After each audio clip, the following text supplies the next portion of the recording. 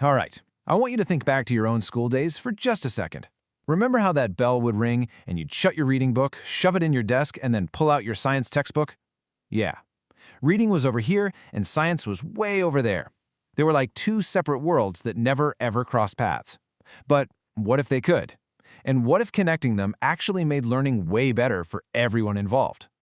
Well, today, we're going to look at this really inspiring guide from the Montebello Unified School District that does just that. So here's our game plan. First, we'll talk about that old problem of keeping subjects in their own little boxes. Then we'll explore the district's amazing new vision.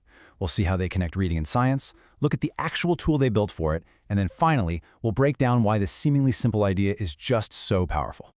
So yeah, let's start with a problem that I think pretty much every teacher and student can relate to, the fragmented school day.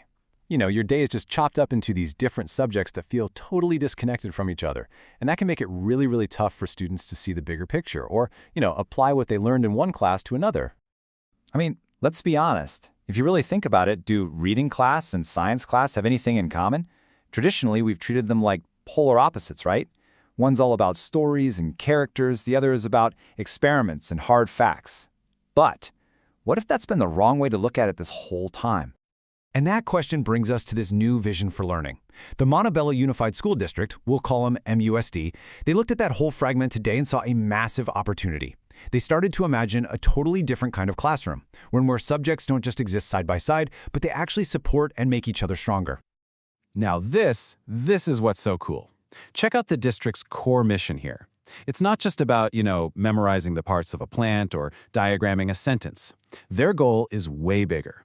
It's about developing students who can think, read, write, and communicate just like scientists and engineers do. It's about building a mindset, a whole new way of looking at the world and solving problems. And you can tell they're serious because this isn't just some nice idea written down somewhere. It's a core part of their strategy, right down to the official branding of their science department. This shows a real commitment to creating a new generation of critical thinkers. It's basically a promise to build literacy in every single sense of the word, not just with books, but with the world itself. Okay, so a great vision is one thing, but how do you actually make it happen in a real busy classroom? Well, MUSD didn't just talk the talk, they rolled up their sleeves and built a practical tool, a literal bridge to connect the worlds of reading and science for their teachers and for their students.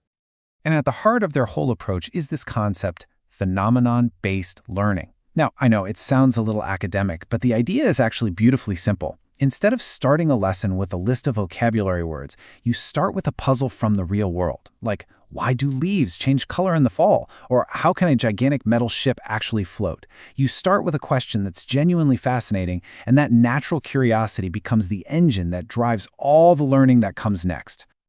So let's get into the nitty-gritty. MUSD created this super clear step-by-step guide for teachers. And the goal here isn't to add more work to their already full plates. It's about working smarter by connecting the dots between things students are already doing. Let's walk through how this brilliant tool actually works. It's a really straightforward six-step process. So a teacher starts with the big essential question from their existing English class unit. Then they use the guide to find the science topic that lines up with it perfectly. They check out the hands-on science activities, and then, and this is the magic part, they plan lessons where students are constantly making connections between the two. The same vocabulary words pop up in both subjects, and get this, even the tests and projects measure their understanding from both areas at the same time. Okay, so theory is one thing, but let's make this feel real. The guide is full of great examples, so let's pull one out and see how this would actually look for a bunch of second graders during a typical school day. Okay, check this out. In their reading class, the kids are working on Unit 3, which is all about plants and animals and their habitats, so they're reading stories and articles about that. Now, using the guide, the teacher pairs this with Science Module 4, which is called A Garden for Life. And in that module, the kids get to apply all those ideas by designing their own gardens to attract pollinators. So the reading suddenly becomes real and tangible. This quote from the guide is basically the secret sauce. Here's the flow. You start with the reading text to build that foundational knowledge. Then, the hands-on science investigations let the students actually experience those concepts for themselves, which makes their understanding so much deeper. And finally, when it's time to write about what they did, it's not just another essay for a grade. It becomes real, authentic scientific communication. So we've covered the what and the how, but what about the so what? I mean, why go to all this trouble to connect these subjects? Well, it turns out the payoff is huge, and it's a major win for both the kids and their teachers. You see, this whole approach helps complex ideas really stick because students get to see and interact with them in a bunch of different ways. For teachers, it actually cuts down on planning time because they're not trying to invent two separate lesson plans. And look at this one. By using the same content and vocabulary across subjects, it's an incredible support for multilingual learners. It gives them so many more chances to access and really master the material. It's a game changer. So, if you boil it all down, this is the big shift. We're moving away from a world of fragmented topics, abstract ideas, and separate skills, and we're moving toward a model that builds a cohesive understanding of the world, that focuses on real-world application, and that helps students make sense of everything in a unified way. It's a whole new philosophy. And that kind of leaves us with this final thought to chew on. What if school wasn't just a checklist of subjects you had to get through? What if, instead, it was a place where being curious about one thing naturally led you to a discovery in another?